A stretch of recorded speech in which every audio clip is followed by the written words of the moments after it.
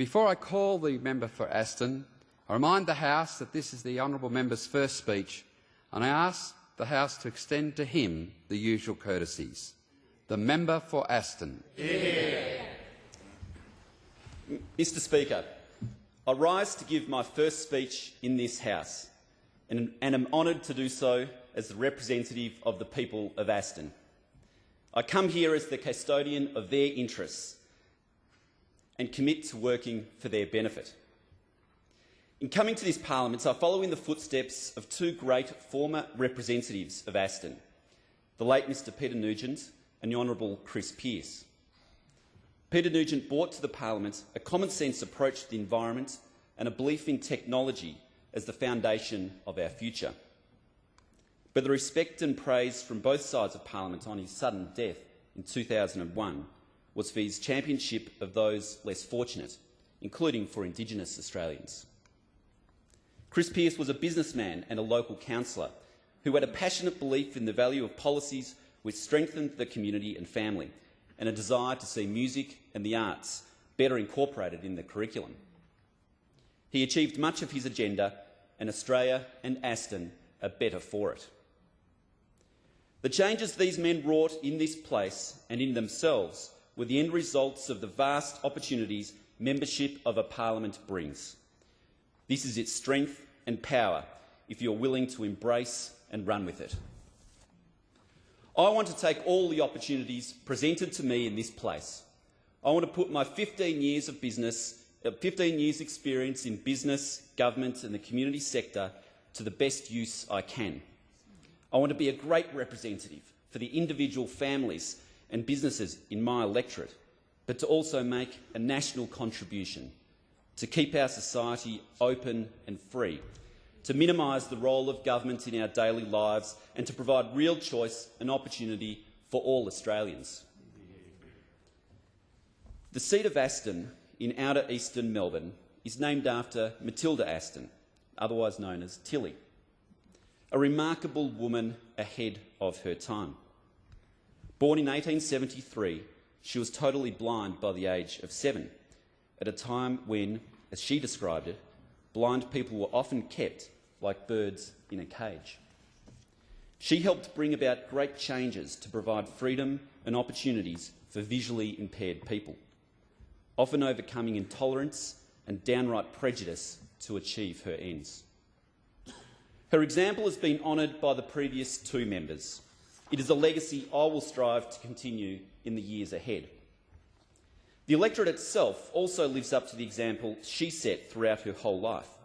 Hard work, participation, humour, strength of character and care for others.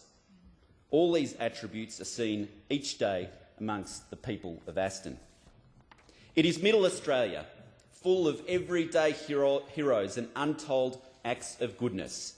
It's about real people, such as Colin Golding, who has given 40 years of service rescuing people and property with the Rowville CFA. It's about Lawrence Turnbull and his parishioners at the Highway Parish in Vermont South and Wanturna, who provide guidance and support for each other, including my own family, as do the other churches throughout the community. And it's about the hundreds of people within the Knox Football Club community who have rallied behind one of their players, David Fent, who was recently made a paraplegic in a tragic accident. Volunteers who work in op shops, people who deliver Meals on Wheels, drivers who support the work of the Red Cross and the Salvos, organisers of the Scouts and the sporting teams. This sense of community in Aston is more than worthy of support and must be preserved. The people of Aston respect the need for taxes, but expect value for money. They expect government to alleviate the cost of living pressures, not add to them. And from running their own business and household budgets, they know that governments cannot go on borrowing $100 million per day. With the third highest proportion of homeowners in the country, Aston residents need interest rates to be low. With crime rates rising, they want community safety to be treated as a top priority of government, with more police on the streets and security cameras in local hotspots. They have a right to basic services. That is what government is meant to do. Then they want to make their own decisions free from interference. Aston shares a problem with many outer suburban areas, the issue of congestion, which impinges on quality of life. The journey from Vermont South to work in the city used to be a simple 30-minute drive. Today it takes an hour or more, assuming you leave very early. You simply multiply the chaos the further you stretch out along and from Burwood Highway. Congestion is crushing the fundamental choices of where to work and study. We may be getting wealthier, but if our choices are diminishing, we are lesser for it. Rapid population growth is a key driver of this, and as a son of immigrants, I proudly support immigration, but our population is growing too quickly. Our population increase last year was double that of 5 years ago.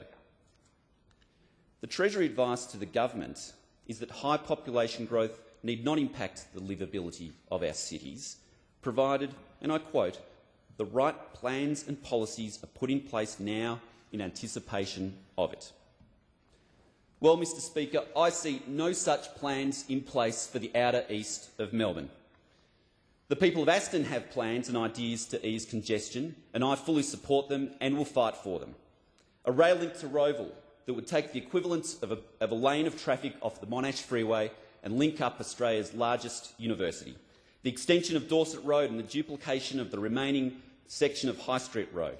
The tram line extended to Knox. The Eastern Freeway connected to the Tulla to ease the Hoddle Street bottleneck. And getting rid of the dangerous Stud Road bus lane.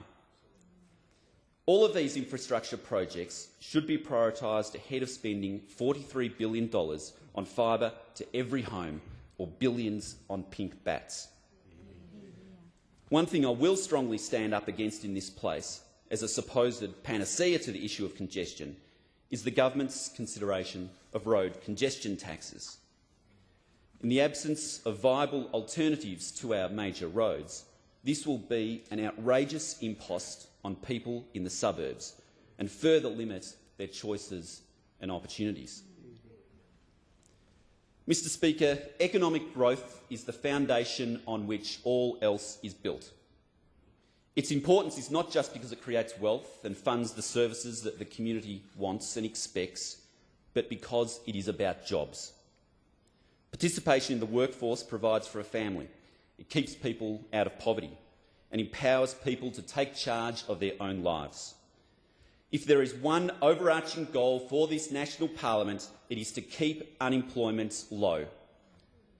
While the official unemployment figure is low compared with other nations, there are still tens of thousands looking for work. There are 750,000 people on disability support pensions, of whom at least 150,000 are capable of working, according to the Brotherhood of St Lawrence. The barriers which prevent these people accessing the workforce should be identified and removed. Flexible labour markets decided between workers and employers would better meet the needs of both able and disabled people and underpin the real engine for growth, productivity and participation. Mr Speaker, this government has a tendency for thinking that a tax is the answer to every problem. The climate is changing, so they say we need a carbon tax. There is a problem with binge drinking, so they implement an alco-pops tax. There is a mining boom, so they propose an extra mining tax.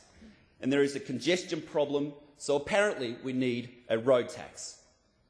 Well, none of these taxes will solve the problems that the government has defined, but all of them will increase the cost of living for Aston residents and for ordinary Australians, add extra burdens upon business and increase the size of government. By association, they hurt the job market and cripple business incentive. My parents and in-laws are small business owners. I've run my own small business. I understand the risks that people take, frequently putting their own homes on the line. I'm an unflinching supporter of small business, including the 11,000 in Aston. I believe that people should be rewarded for their effort through lower taxes, and that people should be able to get on with their job as free as possible from government interference. Mr Speaker, my upbringing is similar to millions who have come before me. I was born to newly arrived immigrants, £10 POMs, who set up on the very outskirts of Melbourne in Pakenham, the last stop on the train line. And while my family did not stay as a unit for very long, the abiding commitment of both my mum and dad was to a good education. I did not appreciate it at the time, but through my school education, I was given the skills, confidence and values that laid the foundation for future opportunities. My desire is for every Australian student to have the same schooling opportunities that I did. Our schools perform well by international standards, but there is more to be done. We must constantly be improving standards. We should unashamedly promote excellence, including the establishment of more select entry government schools. But equally, we must ensure that every school in the most disadvantaged area is a school which enables students to soar to reach their potential. In our great egalitarian society, our schools should be the ultimate hand up, where it doesn't matter where you start or where you live, it is what happens in the classroom that counts. We have yet to reach this goal, and we will fail to do so if stifling bureaucracy limits the ability of principals to run schools according to their own professional judgment. We will fail to do so if educational fads trump evidence-based practices in teaching children how to read and do maths. And we will fail to do so if unions continue to see teachers as part of an industrial power play rather than as professionals whose influence over our children is second only to parents. For over a decade, I've been involved with school reform initiatives, working with Brendan Nelson when he was Education Minister, with the Cape York Institute for Policy and Leadership, and through non-profit initiatives. My assessment is that the key reform to improving our schools is lifting the quality and standing of our teachers. The research shows that a student can perform at twice the rate of learning under a good teacher than under an average one. I'm proud to have helped establish the Teach for Australia initiative that aims to lift the standing of teaching through tapping into a different pool of graduates. I'm pleased there is bipartisan support for it. And I support initiatives for mid-career professionals to be accelerated into teaching in a similar way. However, we must go further and rigorously assess the quality of the teaching courses at our university. We should set higher minimum standards for entry into those courses, even if in the short term this means a smaller intake. We should provide greater incentives for the best teachers to teach in areas where kids need an extra hand up. And importantly, principals should be fully empowered to move teachers on if they are not performing to scratch. During this parliamentary term, the next 4-year funding agreement will be negotiated to cover the 2013 to 2016 period.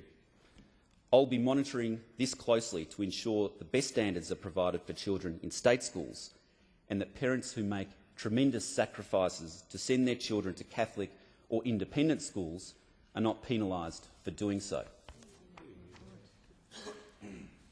Mr Speaker, we have many national environmental issues to address. Feral animals, soil erosion, water security and air pollution, to name a few. There are also practical things that we can do locally in Aston, such as stormwater harvesting for local sports grounds and beautifying local parks and creeks. However, while we must do more to preserve our environment, we must be equally vigilant to ensure that environmentalism does not become the politically correct ideology of the 21st century, where to scrutinise or question a green measure is considered treason or denial or worse. We must also be vigilant to ensure that it does not morph into an agenda which is more about limiting growth or protectionism than it is about protecting the environment. Mr Speaker, there are few on the other side of this chamber who still openly admit to being socialists, but many, under a green guise or under the banner of so-called nation building, are advocating for the re-regulation of our economy and government intrusion into areas which are the proper role of private enterprise. Every green measure should be examined closely for its efficacy. This government wasted billions on pink bats and green loans. Land rights are being taken from Indigenous Australians under the cloak of environmentalism, despite Indigenous people being sound stewards of the land for tens of thousands of years. Communities are sometimes destroyed by the introduction of wind farms, which barely put a dent in our dependence on fossil fuels. And most tragically, internationally, biofuels are being planted instead of food, contributing to a global food shortage. The environment is important.